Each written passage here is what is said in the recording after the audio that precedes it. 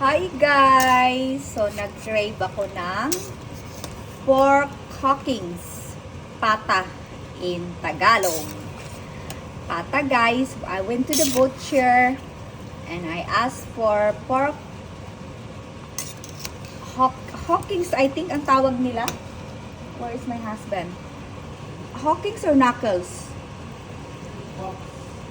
Pork hocks. Pork hockings, pork hocks. Tapos pinahiwa ko sa kanila guys.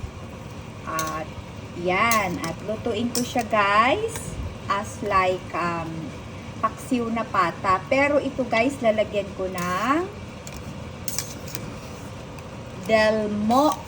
Dol pineapple slice guys from Philippines. Ayan. Tapos lagyan ko ng soy sauce at saka dark soy sauce at kunting tomato paste. Kunti lang para magkakulay siya guys. Nilagyan ko siya ng soy sauce, dark at saka light soy sauce guys para may effect yung ano niya, yung meat niya talagang parang may kulay talaga siya. Gusto ko yung may ganyan. Tapos ayan, nilagyan ko ng mga spices guys. So nilagyan ko ng kunting 2 pieces of star anise and 3 pieces of cloves. So, it's like an Asian fusion, guys, ang ano nito.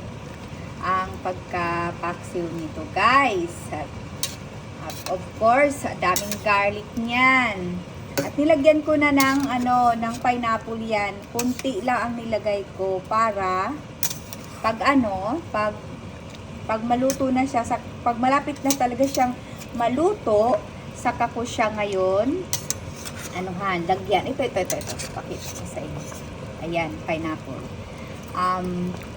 Nilagyan ko lang siya pero ang juice, guys, nilagay ko din dyan. So, medyo matamis-tamis at medyo maasim-asim dahil nga may siya. Hindi ko to lalagyan ng vinegar. Pero siguro pwede ko lagyan ng vinegar. Pero kasi medyo na na siya matamis na maasim kasi nga di ba yung paste maasim. So, ayan.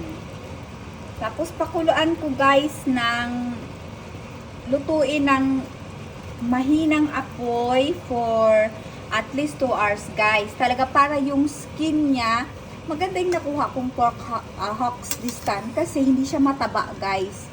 As in, lang talaga siya yung laman, yung skin niya talagang dikit doon sa meat.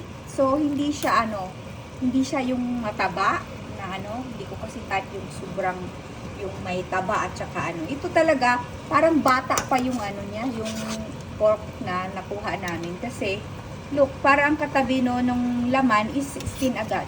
So hindi siya hindi siya talagang mataba na na nakuha ko. So there you go. So pakuluan ko yan hanggang sa yung sauce yung sabaw niya talagang kukunti na lang at magiging parang sticky na siya yung magiging sauce na siya. Dinamihan ko yan ng broth para talagang malambot siya. There you go. Bye-bye. See ya. I'll give you an update later.